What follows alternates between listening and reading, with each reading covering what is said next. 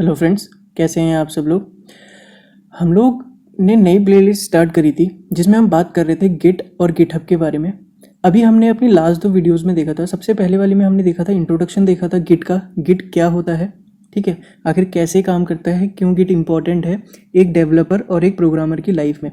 अगर ज़रूरी नहीं है कि डेवलपर और प्रोग्रामर की लाइफ में ही है, नॉर्मल यूज़र है वो भी गिट का यूज़ कर सकता है, गिटहब का यूज़ कर सकता है अपनी जो इम्पोर्टेंट चीज़ें हैं, मतलब इम्पोर्टेंट फाइल्स हैं उसकी, जो ज़रूरी नहीं है वो डेवलपर हो या प्रोग्रामिंग के फील्ड में ही हो, ठीक है, कंटेंट राइटर हो सकता है, कुछ भी हो सकता है, XYZ, ठीक है, वो अपनी फाइल्स जो है सर्वर में सेव कर सकता है, ताकि बाई चांस अगर उसका जहाँ पे वो लोकल होस्ट पे जो सेव करता है अपने PC पे या अपनी किसी भी मशीन में जहाँ वो सेव करता है, अगर बाई चांस कुछ हो जाए उसको, तो वो उसको रिट्रीव कर सके अपने डेटा को, ठीक है, उसके लिए वो इसका यूज़ कर सकता है, ठीक है। तो हमने बात करी थी गिट के बारे में, गिट का इंट्रोडक्शन देखा था और लास्ट वीडियो में हमने इसका इंस्टॉलेशन देखा था। आखिर हम गिट को इंस्टॉल कैसे करते हैं, इसमें हम कमांड्स कैसे लिखते हैं, ये सारी चीज़ें हमने देखी थी। आज की जो वीडियो होगी उसमें हम बात करेंगे गिटहब के बारे में, ठीक है। हमारा गिट जो है वो हमने सेटअप कर लिया है, ठीक है। अगर हमने अभी अपना गिट सेटअप कर लिया तो उसके बाद हमारा बचता है गिटहब के बारे में नॉलेज लेना, आखिर इन्फॉर्मेशन लेना, आखिर गिटहब होता क्या है, ठीक है।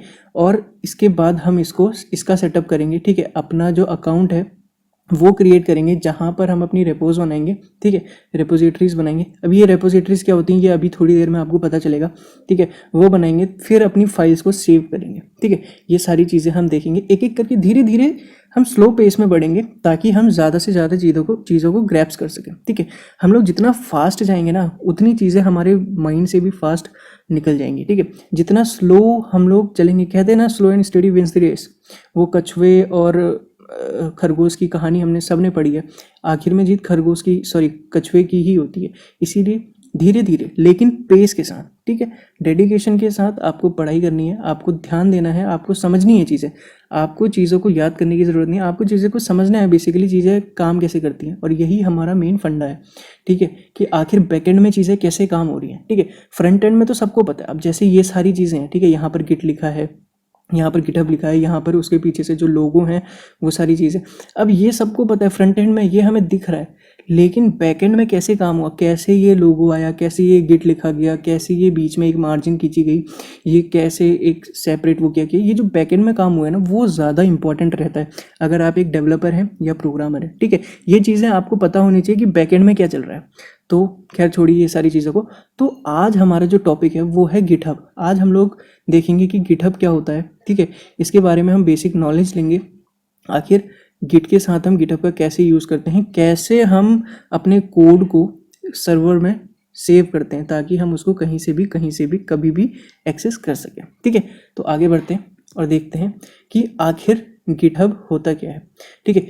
GitHub is a cloud based service. Obviously हम अपने डेटा को क्लाउड में सेव कर रहे हैं, सर्वर में सेव कर रहे हैं, तो ऑब्वियसली ये क्लाउड बेस्ड सर्विस होगी, ठीक है। That allows user to store and manage their code at no cost, ठीक है।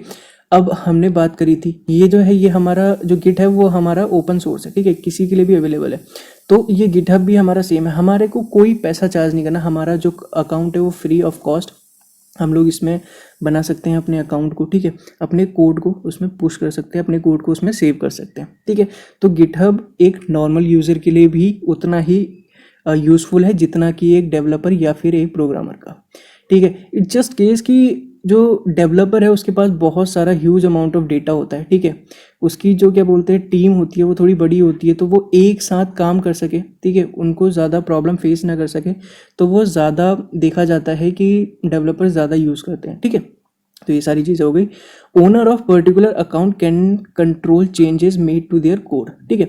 अब सपोज मेरा गिटहब अकाउंट है तो मैं उसमें चेंजेस कर सकता हूँ। सपोज मैंने आज कुछ कोड लिखा, ठीक है, ये मेरा कुछ आज का कोड है, मैं इसमें कल की डेट में कुछ और इंप्लीमेंट करता हूँ, ठीक है, फिर आगे कुछ और ऐड करता हूँ, ऐसे मैं ऐड ऑन करते जा सकता हूँ। सपोज मेरा ये वाली जो पर्टिकुलर जो यहाँ पर मैंने इसको अपडेट किया था, मैं इसको रिमूव कर सकता हूँ, क्यों, क्योंकि मेरे पास उसका एक्सेस है, मैं ओनर हूँ उस चीज़ का, ठीक है, तो मैं इसको एक्सेस कर सकता हूँ। अच्छा, कल हमने गिट की बात करी थी, ठीक है, हमने ये देखा था जब हम अपने कोड को पुश करते हैं तो वो एक के ऊपर एक ओवरराइड नहीं होता है, ठीक है। ओवरराइट ना होके वो क्या होता है, ब्रांचेस बनती हैं उसमें, वो कोड अलग अलग डायरेक्टरी में सेव होते हैं, ठीक है। ऑल्दो जो उसकी रूट डायरेक्टरी होती है, जो मास्टर डायरेक्टरी होती है वो तो वही रहती है, सेम रहती है, लेकिन इसके नीचे उसकी डायरेक्टरी बनती जाती हैं जैसे जैसे हम इसमें कमिट करते जाते हैं, ठीक है। तो ये हो गई। अब गिटहब को समझने के लिए, अगर आपको गिटहब को बहुत अच्छे से समझना है तो आपको पता होना चाहिए वर्जन कंट्रोल सिस्टम क्या होता है और गिट क्या होता है, ठीक है। अब हमने अपनी जो गिट का इंट्रोडक्शन देखा था, इसको मैंने बहुत ज़्यादा डिटेल में बात करी है, तो अगर आपने वो वीडियो नहीं देखी है तो मैं डिस्क्रिप्शन में लिंक डाल दूंगा, आप जाके उसको देखिए। उसके बाद अगर आप गिटहब को समझेंगे तो आपके लिए बहुत ज़्यादा इजी हो जाएगा, ठीक है, गिटहब को समझना। तो गिटहब बेसिकली क्या है? गिटहब हमारी एक वेब ऐप है, आप ये कह सकते हैं, ठीक है। वेब एप्लीकेशन है जो हमें एक सर्वर देती है, क्लाउड बेस्ड सर्विस है जो हमें अपने डेटा को स्टोर करने देती है, ठीक है। अलाउ करती है कि हम अपना जो डेटा है उसको स्टोर कर सकें क्लाउड में, ठीक है, एट फ्री ऑफ कॉस्ट, ठीक है। हमारे पास बहुत सारे पेड आते हैं लेकिन हम वो यूज़ नहीं करते हैं। गिटहब हमें जब फ्री में हमारे कोड को सेव करने की गारंटी देता है, हमें सिक्योरिटी की बात करी थी हमने, सिक्योर, बहुत ज़्यादा सिक्योर है गिटहब, इसको यूज़ करना बहुत ज़्यादा सिक्योर है, तभी इसका इतने ज़्यादा ह्यूज डेटाबेस है, इसका ह्यूज क्या बोलते हैं, मार्केट है इसका, ठीक है। ये सारी चीज़ें हो गई। अगर हम सिंपल वर्ड में गिटहब को एक्सप्लेन करें तो गिटहब इज़ अ वेबसाइट, ठीक है। एक वेबसाइट है जहाँ पर जो डेवलपर हैं वो अपना कोड स्टोर करते हैं और एक्सेस कर सकते हैं उसको कभी भी और कहीं भी, ठीक है, any time and anywhere. जैसे आपने अपना कोड आज सर्वर में पुश किया, ठीक है, आपने अपना कोड सर्वर में पुश किया, सपोज कल की डेट में आज आप इंडिया में हैं, कल की डेट में आप सपोज थाईलैंड चले गए, कनाडा चले गए, अमेरिका चले गए, कैलिफोर्निया चले गए, कहीं भी चले गए, देश के किसी कोने में चले गए, सपोज जापान में आपकी पोस्टिंग हो गई, ठीक है, और आपकी जॉब जापान में लग गई, आप वहाँ शिफ्ट हो गए, और आप बाई चांस अपना पीसी नहीं लेके गए क्योंकि आपको ज़रूरत भी नहीं है उसकी, आपका कोड जो है वो गिटहब में सेव है, ठीक है। आपकी जितनी भी फाइल्स हैं, पुरानी फाइल्स हैं, जो भी आपका डेटा है वो गिटहब में सेव है, सिक्योर्ड, आपको पता है। आप सीधा जापान जाएंगे, वहाँ अपनी नई मशीन लेंगे, ठीक है, वहाँ पर सेटअप करेंगे और आपका जितना भी डेटा था आप उसको वहाँ बैठे बैठे एक्सेस कर सकते हैं। तो जब आपको इतना कन्वीनियंट प्रोवाइड करवा रहा है तो ऑब्वियसली आप इसका यूज़ करना चाहेंगे ना, और करेंगे, ठीक है। तो ये सारी चीज़ें हैं, इसीलिए गिटहब जो है बहुत ज़्यादा इंपॉर्टेंट रोल प्ले करता है। अच्छा, रोल प्ले इसका इसीलिए भी ज़्यादा इंपॉर्टेंट है, एक सेकेंड, इनको थोड़ा सा स्पेस बना ले लीजिए, ठीक है। इसका रोल इसीलिए भी ज़्यादा इंपॉर्टेंट है, सपोज एक प्रोग्रामर की लाइफ ना बहुत ज़्यादा रिस्की तो नहीं कहूँगा, लेकिन ऐसा होता है, सपोज उसका जो कोड है ना वो बहुत ज़्यादा इंपॉर्टेंट होता है, उसकी बहुत ज़्यादा मेहनत होती है उसकी, ठीक है। सपोज किसी ने 1 साल लगाया एक प्रोजेक्ट पे, ठीक है, एक हाइपोथेसिस ले रहे हैं हम, एक कोड लिया, मतलब एक प्रोजेक्ट है उसका, उसने 1 साल लगाया, ठीक है, उसमें, और बाई चांस जब उसको पुश करना है, मतलब जब उसको उसको उसका जो कोड है, जो उसका प्रोजेक्ट है, जो उसका वो सबमिट करना है, ठीक है, जब उसकी सबमिट करने की डेट आई, जब वो 1 वीक था, ठीक है, सिर्फ 1 हफ्ता दूर था अपने जो प्रोजेक्ट है उसको सबमिट करने से, सपोज उसका जो पीसी है वो करप्ट हो जाए, ठीक है, उसकी पूरी की पूरी हार्ड डिस्क जो है वो करप्ट हो जाए, तो उस केस में वो क्या करेगा? अगर उसके पास बैकअप नहीं है उस चीज़ का, ठीक है, अगर उसके पास बैकअप नहीं है, जो उसका पीसी है उसी में उसका पूरा का पूरा प्रोजेक्ट है, तो उस केस में वो क्या करेगा? उस केस में वो कुछ नहीं कर सकता, उसकी जो 1 साल की मेहनत थी ना वो हो जाएगी ज़ीरो, है ना। जो उसका वर्क डन हो जाएगा वो वर्क डन उसका हो जाएगा ज़ीरो। ऑल्दो उसने मेहनत बहुत ज़्यादा करी है, उसका जो प्रोजेक्ट है वो फाइनल स्टेज पे है, ठीक है, सिर्फ 1 हफ्ते में उसको उसे पब्लिश करना है, ठीक है, लाइव करना है उसके प्रोजेक्ट को, लेकिन अब उसके पास ऐसा सिनेरियो है कि उसके पास उसका प्रोजेक्ट है ही नहीं, तो वो उस केस में क्या करेगा, है ना। तो यहाँ पर जो है, अगर उसके पास गिटहब अकाउंट है, सपोज मैं वो बंदा हूँ, अगर मेरे पास गिटहब अकाउंट होता तो मैं अपने कोड को वहाँ पर सेव रखता, है ना, मैं प्राइवेट डायरेक्टरी बनाता और मैं, या फिर पब्लिक बनाता, जो भी था, मैं उस हिसाब से जो प्रोजेक्ट की कंडीशन के हिसाब से मैं वो देख लेता, प्राइवेट या पब्लिक डायरेक्टरी बनाता, ठीक है, रेपोजिटरी बनाता, उस हिसाब से मैं उसको वहाँ पर पुश करता और अपनी कोड को जो है, अपना जो प्रोजेक्ट है उसको सेव कर सकता था मैं वहाँ पे। लेकिन मेरे को इसके बारे में नॉलेज नहीं थी, मेरे को पता नहीं था कि आखिर गिटहब होता क्या है, तो मैंने जो मेरा प्रोजेक्ट है वो अपने लोकल होस्ट में ही रहने दिया, ठीक है, लोकल होस्ट में ही मेरा प्रोजेक्ट रहा, और वो मेरी बेवकूफ़ी की वजह से पूरा डेटा मेरा लॉस्ट हो गया, मेरा 1 साल की मेहनत हो गई ज़ीरो। तो इस चीज़ से बचने के लिए, ठीक है, और भी सिनेरियो हो सकते हैं, हर किसी की लाइफ में अलग अलग सिनेरियो हो सकते हैं, तो उन सब चीज़ों से बचने के लिए हम गिटहब का यूज़ करते हैं, ठीक है। यहाँ पर हमें कन्वीनियंट प्रोवाइड करता है कि हम अपने कोड को क्लाउड में सेव कर सकें और उसको कहीं से भी कभी भी एक्सेस कर सकें। आई होप कि आपको इसका इंपॉर्टेंस पता चल गई होगी कि क्यों हम गिटहब का यूज़ करते हैं और हमें क्यों यूज़ करना चाहिए। ठीक है। और यहाँ पर ये भी लिखा है, ठीक है, GitHub's interface is so easy to use that even a newbie can use it. ठीक है, जब मैं नया नया था ना प्रोग्रामिंग में, तो जब मेरे को मेरे मेंटोर ने बताया था कि एक गिट और गिटहब नाम की चीज़ होती है, ठीक है, सबसे पहली बात वही कि मेरे को पता नहीं था कि ये दोनों चीज़ें अलग होती हैं। इवन मैं 6 महीने यूज़ किया, मेरे को उसके बाद 6 मंथ तक मेरे को नहीं पता था कि गिट और गिटहब दो अलग अलग चीज़ें हैं। मेरे को लगता था कि जहाँ पर मैं कोड पुश कर रहा हूँ, जहाँ पर मैं रेपोजिटरी बना रहा हूँ, वो भी वही है, और जिसकी हेल्प से, जिस कमांड प्रॉम्प्ट की हेल्प से मैं पुश कर रहा हूँ, ठीक है, वो भी सेम चीज़ है।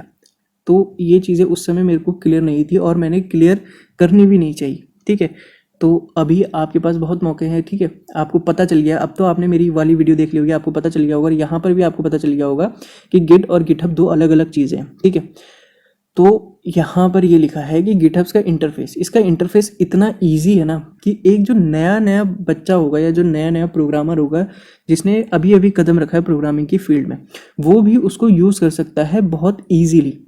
इतना इसका इंटरफेस ईजी है। ठीक है, मैं यहाँ पर अगर आपको दिखाऊँ, अगर मैं github.com अगर मैं सर्च करता हूँ तो यहाँ पर सबसे पहला लिंक आ जाएगा, GitHub where the world build software. ठीक है, ये इसकी टैगलाइन है, जहाँ पर दुनिया सॉफ्टवेयर बनाती है। ठीक है, कुछ ऐसा सा इसका इंटरफेस है। यहाँ पर आप अपनी ईमेल डालेंगे, यहाँ पर आप साइन अप कर सकते हैं। अगर आपके पास ऑलरेडी अकाउंट है तो आप यहाँ से साइन इन कर सकते हैं। कोई भी रेपोजिटरी आपको यहाँ से फाइंड करनी है। यहाँ पर सपोज मेरे को टेंसरफ्लो से रिलेटेड कोई भी लाइब्रेरी सर्च करनी है या फिर कोई अकाउंट है तो मैं वो सर्च कर सकता हूँ। सपोज यहाँ पर मैंने टेंसरफ्लो सर्च किया, तो जो इनकी ऑफिशियल रेपोजिटरी है या फिर टेंसरफ्लो से रिलेटेड जितनी भी रेपोजिटरी होंगी वो यहाँ पर सारी की सारी आ जाएंगी। ठीक है, यहाँ पर दिखा रहा है 1,06,579 रेपोजिटरीज अवेलेबल हैं रिलेटेड टू टेंसरफ्लो। ठीक है, 1,06,000 से प्लस रेपोजिटरी हैं, कोड का पता नहीं, कमिट्स हैं 1 मिलियन से ऊपर, इश्यूज रेज हुई हैं 5,21,000 से ऊपर, डिस्कशन हुए हैं 960। ये यहाँ पर इतनी सारी चीज़ें हैं, यहाँ पर आप देख सकते हैं। ये लैंग्वेजेस हैं जिस पे टेंसर फ्लो का वो हुआ है, रिटर्न हुए हैं कोड। पाइथन में सबसे ज़्यादा है, फिर Jupyter notebook, JavaScript, HTML, CSS, C++, sorry Java, Docker file, ये सारी चीज़ें, इतनी सारी रेपोजिटरी आ गई। ठीक है, मैंने यहाँ पर जस्ट सर्च किया था। अब यहाँ पर मैं वापस से बैक आया। अगर यहाँ पर आप चेक करें, ये जो ये वाला सेक्शन है, यहाँ पर अगर आप चेक करें क्यों गिटहब, इसके फीचर्स देख सकते हैं, मोबाइल के लिए कंपेटेबल है, इसके एक्शन देख सकते हैं, code space, packages, security, code review, project management, integration, ये सारी चीज़ें अगर आपको पढ़नी है तो आप पढ़ सकते हैं। वैसे इतनी ज़्यादा ज़रूरी है नहीं, आपको जस्ट इतना पता होना चाहिए। आप रेपोजिटरीज बनाते हैं और अपने कोड को सेव करते हैं, और ये कैसे करते हैं हम आने वाले लेक्चरों में धीरे धीरे देखेंगे। ठीक है, 3+ मिलियन ऑर्गेनाइजेशन है, 200+ मिलियन रिपोजिटरीज हैं, 72% फॉर्च्यून है। ठीक है, 65+ मिलियंस, ठीक है, ऑलमोस्ट चलिए 65 मिलियंस ही डेवलपर्स अगर हम बाई चांस लेते हैं तो ये एक बहुत बड़ा नंबर है। ठीक है, तो इतने ज़्यादा लोग, इतने ज़्यादा डेवलपर्स आज की डेट में इसको यूज़ कर रहे हैं। ठीक है, और यहाँ पर बहुत सारी चीज़ें हैं, आप ये सारी चीज़ें चेकआउट कर सकते हैं। बहुत सिंपल सा इसका इंटरफेस है। जब हम इसमें साइन अप करेंगे, जब अपना अकाउंट बनाएंगे, ठीक है, तब आपको और चीज़ें क्लियर होंगी। अभी के लिए हम यहाँ पर रुकते हैं, और यहाँ पर हमने देख लिया कि कितना ज़्यादा इजी है इसको चेकआउट करना। ठीक है, तो इसमें कोई भी साइन अप कर सकता है, ठीक है, और अपने कोड को पुश कर सकता है सर्वर पे। ठीक है, एट फ्री ऑफ कॉस्ट, आपको कोई भी एक भी पैसा नहीं देना।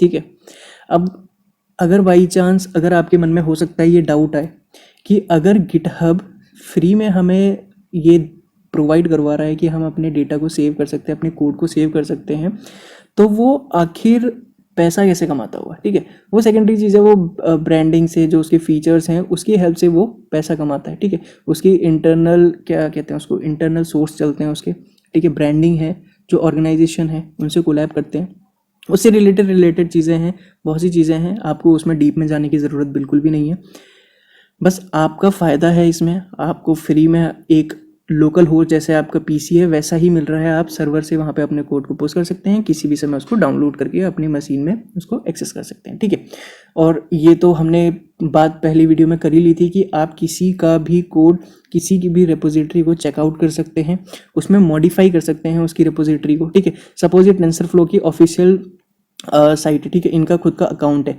यहाँ पर इनकी एक रेपोजिटरी है टेंसरफ्लो। ठीक है, इनकी टेंसर फ्लो रिपोजिटरी है, आप इसको फोक करेंगे। अब फोकिंग क्या होती है, ठीक है, ये सारी चीज़ें अभी हम थोड़े टाइम में देखते हैं। मैं यहाँ पर जस्ट आपको एक एग्जांपल दे दूँ। अगर आप यहाँ पर इसको फोक करते हैं तो ये आपके जो आपका अकाउंट है वहाँ पर आ जाएगी और आप इसमें मॉडिफिकेशन कर सकते हैं, ठीक है।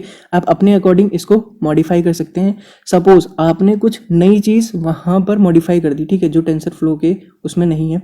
आप क्या करेंगे, रिक्वेस्ट पुल करेंगे और उससे क्या होगा, जो ये ओरिजिनल इसका ओनर है उसके पास नोटिफिकेशन जाएगा। अगर जो आपका मॉडिफिकेशन है वो उसको पसंद आया तो वो अपने कोड में उसको इम्प्लीमेंट कर लेगा, ठीक है। ये काम आपका रहेगा लेकिन ये उसके उसमें वहाँ पर शो होने लग जाएगा, ठीक है, मॉडिफाई हो जाएगा, वो अपना कोड अपडेट कर देगा। अच्छा, तो ये तो अभी हम थोड़ी देर में देखेंगे कि पुल रिक्वेस्ट क्या होती है, फोक क्या होता है, ठीक है, रिपोजिटरीज क्या होती हैं। उससे पहले मार्केट में ना आपने भी सुना होगा जो गिटहब है ना वो सिर्फ और सिर्फ डेवलपर्स के लिए, जो कि आधा ही सच है, ठीक है। सिर्फ डेवलपर्स के लिए नहीं है, कोई भी उसको यूज़ कर सकता है किसी भी सॉर्ट ऑफ फाइल को सेव करने के लिए। आप कोई भी फाइल को गिटहब में सेव कर सकते हैं, ज़रूरी नहीं है कि वो प्रोग्रामिंग से रिलेटेड हो या डेवलपमेंट से रिलेटेड हो, ठीक है, वो ज़रूरी नहीं है, ठीक है। आई थिंक आपको ये सारी चीज़ें क्लियर हो गई होंगी। अब कुछ टर्मिनोलॉजीज़ हैं जिसको समझना बहुत ज़्यादा इंपॉर्टेंट हो जाता है अगर हम गिटहब की बात कर रहे हैं तो। सबसे पहले तो रिपोजिटरी, इसको दूसरे नाम से जाना जाता है रेपो, ठीक है। अगर रेपो वर्ड आपके कहीं सुनाई दे रहा है तो समझ लीजिए वहाँ पर बात हो रही है रिपोजिटरी की, ठीक है। रिपोजिटरी क्या होती है, एक लोकेशन होती है जहाँ पर आपकी फाइल जो है वो सेव होती है, ठीक है। आपका जो प्रोजेक्ट है, ठीक है, उसकी जितनी भी फाइल्स हैं, एक प्रोजेक्ट में कम से कम एक फाइल हो सकती है और मैक्स टू मैक्स कितनी भी फाइल्स हो सकती हैं, ठीक है, वो उसकी कोई लिमिट है नहीं। ज़रूरी नहीं है कि आपके पास 10 फाइल का ही एक प्रोजेक्ट हो सकता है आपके पास 100 फाइल्स हों उस डेटा से रिलेटेड, ठीक है, तो वो नंबर कोई फिक्स नहीं है, लेकिन मिनिमम एक नंबर की फाइल तो होगी। ऑब्वियसली आपके पास एक तो फाइल होगी तभी तो आप वो प्रोजेक्ट कहलाएगा, है ना। तो वो जहाँ पर जो जिस लोकेशन में वो सेव होती है उसको रेपोजिटरी कहते हैं। अच्छा, और हर प्रोजेक्ट की अलग रेपोजिटरी होती है। अब 2 प्रोजेक्ट हैं, उसकी सेम रेपोजिटरी नहीं हो सकती, है ना। अब 2 अलग अलग प्रोजेक्ट इसीलिए तो हैं, वो 2 अलग अलग लोकेशन में ही तो सेव होंगे ना। अब आप ऐसा तो नहीं कर सकते ना कि एक रेपोजिटरी बनाएंगे और उसके अंदर 10 प्रोजेक्ट को आप कमिट कर देंगे, है ना। ये तो बेवकूफ़ी वाली बात हो जाएगी, फिर आप ही को ढूंढने में परेशानी हो जाएगी कि मैंने कौन से प्रोजेक्ट के अंदर कौन से फाइल पे कहाँ डाली है, ठीक है। तो ये सारी चीज़ें हो गई, तो उसका अलग URL होता है, ठीक है। जो आप एक रेपो बनाएंगे एक प्रोजेक्ट के लिए, उसका जो URL होगा जिसकी हेल्प से आप उसको एक्सेस करेंगे वो सबका अलग अलग होता है, ठीक है। अब जब हम इसको प्रैक्टिकली करेंगे तब आई थिंक आपको चीज़ें ज़्यादा समझ में आएंगी। अभी के लिए बस इतना कि रिपोजिटरी एक लोकेशन होती है जहाँ पर आपके प्रोजेक्ट की फाइल्स सेव होती हैं, है ना। अब कमिट क्या होता है ना, अभी हम कमिट की बात कर रहे थे। कमिट बेसिकली क्या है, एक कमांड है जो कि हमारे जो चेंजेस है, जो हमारी रेपो है उसको, उसमें जो भी हम चेंजेस करते हैं उसको सेव करने के लिए काम में आती है, ठीक है। कमिट बेसिकली एक कमांड है जिसकी हेल्प से हम अपनी रेपोजिटरी में जितने भी चेंजेस हैं उसको सेव करते हैं, है ना। बस एज सिंपल एज दैट। अब बात करते हैं फोकिंग की। फोक क्या होता है, ठीक है। When we create new repository, ठीक है, जब हम कोई नई रेपोजिटरी बनाते हैं, कहाँ से, किसी और की बनाई हुई रेपोजिटरी से, है ना। मैंने अभी बात करी थी ना पीछे कि टेंसर फ्लो, यहाँ पर ये जो टेंसर फ्लो है, ठीक है, इसकी रेपोजिटरी बनी हुई है पहले से, ये टेंसर फ्लो नाम की। इसको मैं फोक करूँगा अपने प्रोजेक्ट में तो ये मेरे अकाउंट में एक रेपोजिटरी बना देगा, न्यू रेपोजिटरी बना देगा, लेकिन ये फोक हुई है टेंसर फ्लो के अकाउंट से, तो वो वहाँ पर उसका मेंशन होगा, है ना। तो ये होती है फोकिंग। अब बात कर लेते हैं ब्रांचिंग, है ना। ब्रांचिंग क्या होती है, when we take an original code base and make some changes to it and push to the same location, it will merge to the original code base by making a branch, ठीक है। तो क्या होता है, suppose हमने एक project बनाया, ठीक है, उसमें हमारी एक फाइल थी जो हमारी मेन फाइल थी, ठीक है, उसमें हमें कुछ चेंजेस करने हैं, है ना। उसको हमने जैसे ही चेंज करने के बाद जब हमने उसको कमिट किया, पुश किया अपनी रेपोजिटरी में, तो वो क्या करेगा, एक सब ब्रांच बना देगा, ठीक है, सब ब्रांच बना देगा। तो ये वहीं पे उसकी बात हो रही है। जो उसकी पेरेंट ब्रांच होगी वो होगी जो आपने स्टार्टिंग में पुश करी थी या फिर क्या करी थी, कमिट करी थी, है ना। यहाँ पर हमने देखा था ना, रेपोजिटरी में जो भी चेंजेस होते हैं उसको सेव करने के लिए हम कमिट कमांड का यूज़ करते हैं। तो जो हमने सबसे पहली फाइल क्रिएट करी थी, कमिट करी थी, वो तो हमारी मास्टर ब्रांच हो जाएगी, है ना, मास्टर ब्रांच हो जाएगी। और जब हम उसमें मॉडिफिकेशन करेंगे कोड में, मॉडिफाई करने के बाद जो अपनी फाइल को कमिट करेंगे वो हमारी सब ब्रांच में चली जाएगी। सब ब्रांच में ऐसे ब्रांच काम करती है, जैसे हमारा डिसीजन ट्री होता है ना, ये रूट नोड हो गया, एक सेकेंड, ये हमारा रूट नोड हो गया, फिर हमने एक नोड आया, ये हमारा दूसरा नोड हो गया, ये तीसरा नोड हो गया। वैसे ही ये हमारा यहाँ पर ये हमारा मास्टर ब्रांच हो गई, ये हमारी उसकी सब ब्रांच हो गई, चाइल्ड ब्रांच कह लो, ये उसकी चाइल्ड ब्रांच हो गई। ऐसे करते करते करते जितने भी हम कमिट करेंगे वो हमारी सब ब्रांच होती जाएगी या चाइल्ड ब्रांच होती जाएगी। ठीक है, ये हो गई हमारी ब्रांचेस। अब आते हैं पुल रिक्वेस्ट की बात। पुल रिक्वेस्ट जो है हमारा फोकिंग से रिलेटेड है। ठीक है, जब हम किसी के बनाए हुए प्रोजेक्ट को फोक करते हैं, ठीक है, और हम चाहते हैं कि जिसके प्रोजेक्ट से हमने फोक किया है वो हमें रिकॉग्नाइज करे, ठीक है, कि हमने उसमें कोई चेंजेस किए हुए हैं, कुछ मॉडिफिकेशन किया हुआ है उसके कोड में और वो रेलेवेंट होना चाहिए उसके कोड से रिलेटेड। ठीक है, तो अगर हम चाहते हैं कि हमारा मॉडिफिकेशन रिकॉग्नाइज करे वो बंदा जो उसका ओनर है, तो हम क्या करेंगे, एक पुल रिक्वेस्ट डाल देंगे। ठीक है, हम एक पुल रिक्वेस्ट डाल देंगे और ओनर चेक करेगा कि अगर उसको लगेगा कि उसको वो जो है, जो उसका जो हमारा मॉडिफिकेशन है वो रेलेवेंट है, तो वो अपने प्रोजेक्ट में उसको इंसर्ट कर सकता है। ठीक है, अगर उसको लगेगा कि हाँ ये जो है अपडेट करने लायक है, तो वो क्या करेगा, उसको वहाँ पर हमें रिकॉग्नाइज करके, मतलब जो हमारा जो रिव्यू करके वो उसको वहाँ पर कमिट कर देगा। ठीक है, ये होती है पुल रिक्वेस्ट। पुल रिक्वेस्ट तब करते हैं जब हमने किसी के कोड में मॉडिफिकेशन किया है और हम चाहते हैं कि जिसके कोड में हमने मॉडिफिकेशन किया है वो हमें रिकॉग्नाइज करे। ठीक है, आई होप आपको ये सारी चीज़ें समझ में आएंगी। ये बेसिक टर्मिनोलॉजीज हैं जो हम आने वाली टाइम में यूज़ करेंगे, तो इनके बारे में आपको बेसिक पता होना चाहिए, वरना टाइम के साथ साथ आपको पता चलती जाएंगी चीज़ें। जैसे जैसे आप इसमें कोड को अपना पुश करते जाएंगे, कमिट करते जाएंगे, वैसे वैसे चीज़ें और ज़्यादा क्लियर होती जाएंगी। ठीक है, आई होप आपको समझ में आया होगा। ज़्यादा बड़ा नहीं था, गिटहब बहुत छोटी सी चीज़ है, मतलब वैसे तो बहुत ज़्यादा बड़ी चीज़ है लेकिन समझने के लिए बहुत ज़्यादा छोटी चीज़ है। जब हम बेसिकली इसका थ्योरेटिकल पार्ट इतना ज़्यादा इंपॉर्टेंट नहीं है, जब हम प्रैक्टिकल करेंगे, जब हम अपने कोड को पुश करना शुरू करेंगे, कमिट करना शुरू करेंगे, ठीक है, रेपोजिटरीज बनाएंगे, तब चीज़ें और ज़्यादा क्लियर होंगी। ठीक है, तो आई होप कि आपको ये समझ में आया होगा।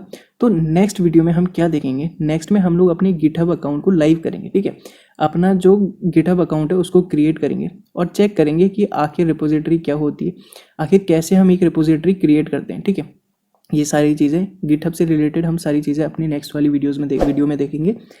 आई होप कि आपको पसंद आया होगा। ठीक है, अगर आपको वीडियो पसंद आई तो लाइक कर दीजिए वीडियो को। अगर आपको मेरे द्वारा बनाई हुई वीडियोस पसंद आ रही हैं तो चैनल को सब्सक्राइब करें, अपने दोस्तों के साथ शेयर करें।